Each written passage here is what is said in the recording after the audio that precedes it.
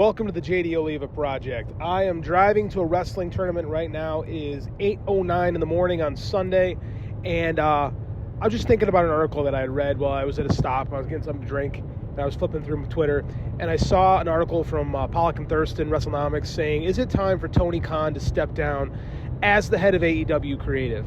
And I think this is something that a lot of AEW fans have been asking for well over a year now. I think it's a reasonable question, to be honest with you. But I don't think it's as easy as A or B. And I want you to think about this in terms of history, okay? Because a lot of times we have rose-colored glasses when it comes to people from the past getting back involved in the business. Specifically, if you look at the Wrestling Observer newsletters from like roughly 1988 to about 1992, there's a lot of calls for Bill Watts to come in and take over WCW, book WCW. This was very common, right? Everybody thought that, because UWF was a great show. Like, you look at Mid-South shows from about, 82 to about 87, right? And 86 maybe. Like, UWF was hot. It was a good TV show. It was a good promotion. But again, like a lot of wrestling promotions, they lose steam over time. That's WWE included. Excuse me. Let's not forget, WWE had lost a good amount of steam from about 2017 to about 2021, right? Like, those were dark days for the old Fed. So they're end round. They're too big to fail. Cool, huh? So but this is pretty common in wrestling. So anyways, Watts gets the newsletter people to trumpet him for a good 4 years, until WCW finally does the job in mid-92, and they bring in Bill Watts. And then everybody immediately discovers, oh my God, this guy has lost it. He has no idea how to book pro wrestling in 1992. And he'd only been away for 5 years, right? Which leads to the problem, is if not Tony Khan, who? And they've got like this writer's room now. And I honestly believe that since they created this writer's room in AEW, the product has gotten worse, not better. Like, and now they've run into a Vince problem. There's too many cooks in the kitchen, and none of them have good ideas, quite frankly. But I also want you to think about this, right? I think every creative has ebbs and flows in their peaks, right? I'm a huge Stephen King fan. Let's be honest, the Tommyknockers is a terrible book. Dreamcatcher was written when the guy was on tons and tons of painkillers after his car accident. It's not a good book. Like, not everything Stephen King puts out is like a work of art. He's got a lot of garbage in his repertoire too. And I think the same can be true for wrestling bookers. Like we talked about Watts. Watts had a great run at Mid-South UWF. He came back to WCW, was there for less than a year, and things started to get better at the end of 92.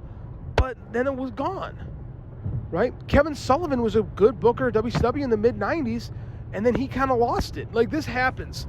Like, the only promotion that ever really acknowledged this was Memphis, right? Memphis, Lawler, and Jarrett would have the book, and they would flip-flop every 6 months, right? So there'd be eras you could tell was booked by Lawler, and eras you could tell was booked by Jarrett. And then Dundee would have the bookcation. Here's a little secret, too, that when Mid-South was at its hottest, Dundee was the booker. Let's be honest with that.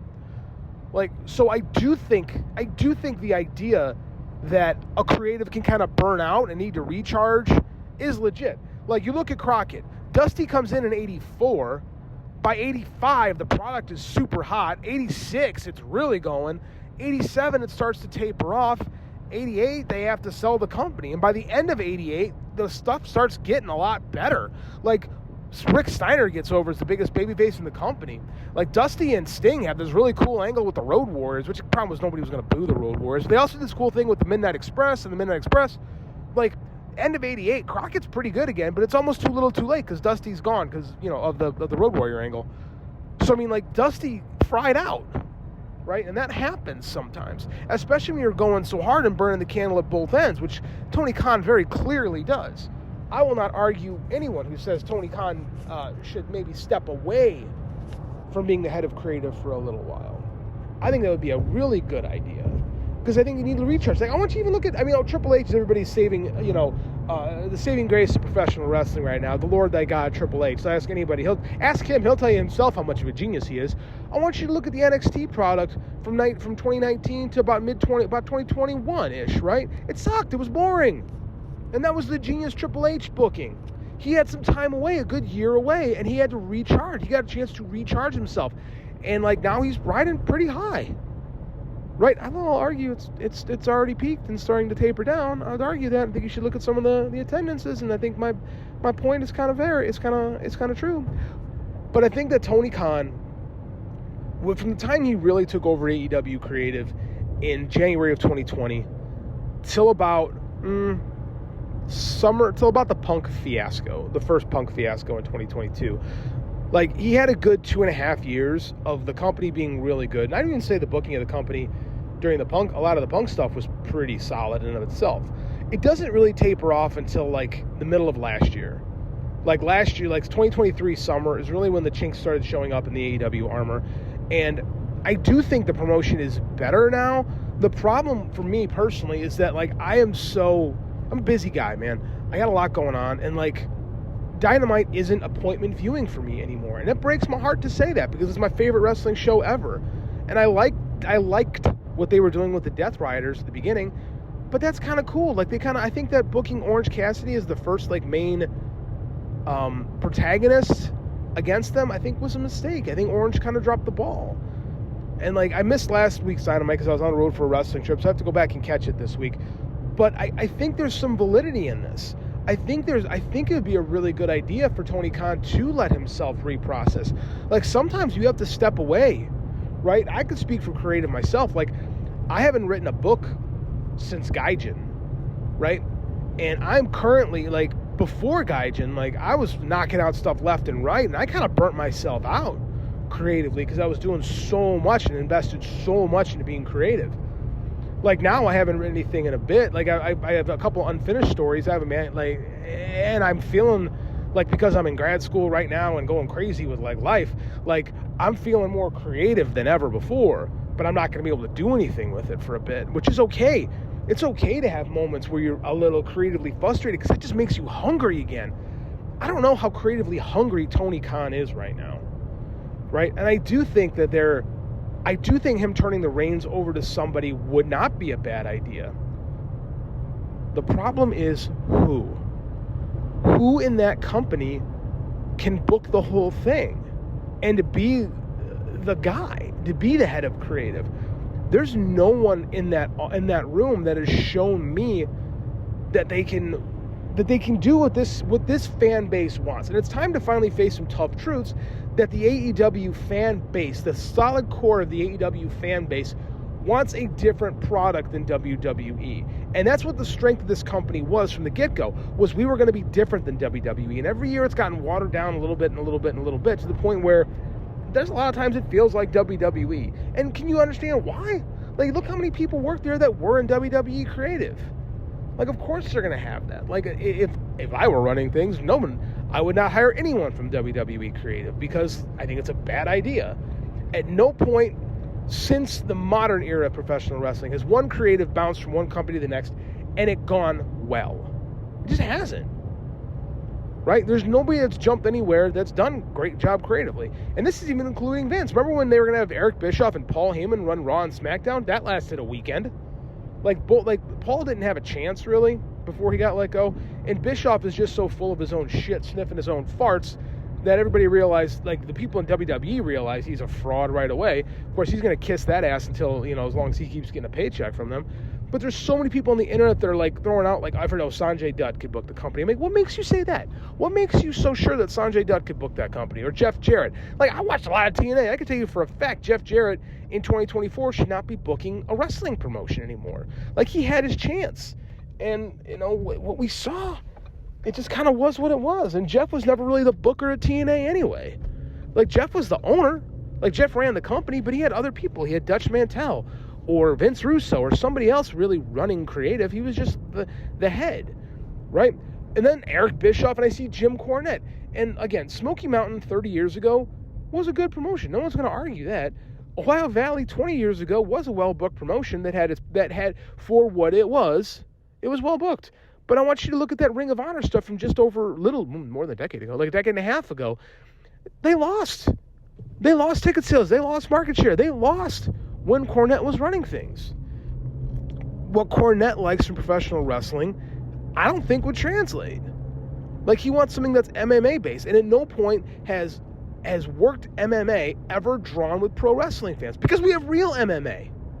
Like, it doesn't, what I like to see a more sports-based promotion? Yes, absolutely. I've talked about it on our show. I would love to see storylines about playing for contracts. I would love to see storylines about losing streaks. I would love to see, that why when you say, why are these two people wrestling? What's the purpose? Well, the winner's going to get X amount of dollars. Okay, now we have a reason. We're professional wrestling. Like, you could steer into more sports-based storylines without sacrificing what makes professional wrestling awesome to begin with. Right? I think it could work really, really well, but because Vince never did it, we don't do it. I'm not saying I should be the head of creative. Jesus Christ, talk about being unprepared and unqualified for something. But I do think that the idea of having somebody else at the top, even for just like 6 months to a year, would be great to give Tony a chance to kind of refresh.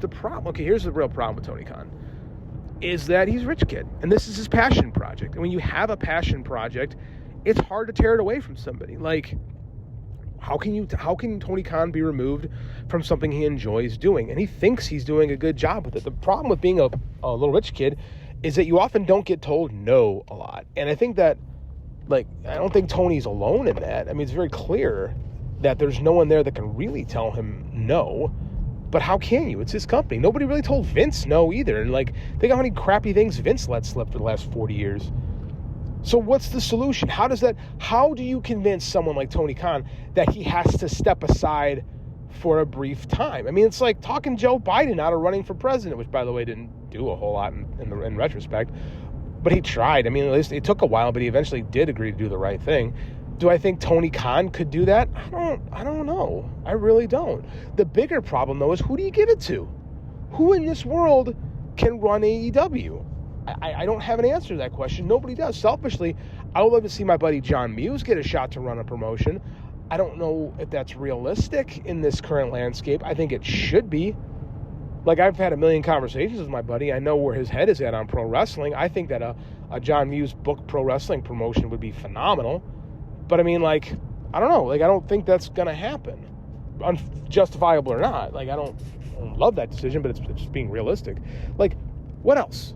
No name from the past is gonna fix this, right? And there's no one, who is that next young, hot, up-and-coming booker that's ready to go? If there was somebody in that company that was pitching a lot of great ideas, and if there was something in that company, people were like, man, this storyline is good. There would be a push to, hey, we should have this person booking. That person doesn't exist. And that's the sad state of affairs in all this. And so now we get to live in this world where only Triple H can book pro wrestling.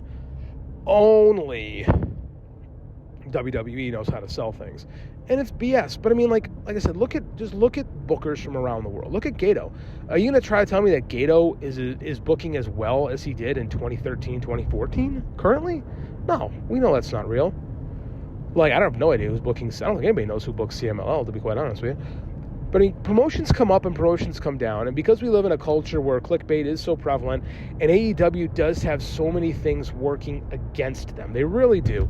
WWE is so entrenched in our culture, and there's so many people like an Ariel Helwani or something like that wants them to fail because they're, well, quite frankly, insecure and shallow. God forbid someone stand against their childhood favorite company, despite the fact that it's run by a rapist who hired a child rapist.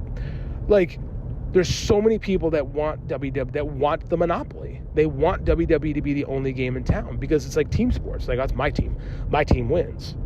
It's bad for wrestling. All the wrestlers will tell you it's better to have two companies that are successful so they can get paid more. But, we can go into some, super left-wing talk about how the media is being used to prop up the bourgeoisie, right? And to hold down the proletariat. We could do that. We could have that conversation all you want. I don't know if this is the place to have that conversation. Excuse me. I'll wrap this up. AEW needs a shot creatively. A shot in the arm. I don't know who that person is, though. So I don't know if Tony Khan stepping down is the best decision. Only because I don't know who the heir apparent is. Who is that guy that can book? And you can throw a bunch of names out at me, but you're all just guessing. I've seen a million people guess that, I bet this person could book the company, and it's just based on like opinion. Like you don't have there's no empirical evidence that such and such a person would be better. And that's the problem, is there is no sample size to use to say this person would be better. So it's a tremendous gamble. And this is what happens with entrepreneurs, is they're typically used to gambling on themselves. And when all else fails, they can fall back on themselves because they know that they can at least be there. They can do the job themselves. They trust their own mind. Does anybody else? That's the problem. I don't foresee an answer to this thing coming anytime soon. I think we have a lot of WCW to prove that booking by committee doesn't work. I think we can look at past years of WWE to say booking by committee doesn't work. So what's the solution? I don't think we have one. Quick episode today of the JD Oliva project. I haven't done one of these in a while. Decided to do the old Mike Gilbert route and just grab the phone and talk into it. So I don't know. Maybe we'll do more of these. I need to contribute more anyway to the Patreon, especially during wrestling season. So that's all I got. I'll be back Thursday night, 10:30 Central, 11:30 Eastern time with Mike Gilbert, talking about the news of the day, and who knows what the heck that's going to be. I got a hunch it's going to be a wild week in pro wrestling. Let's see what happens. I'm JD Oliva. This is my project.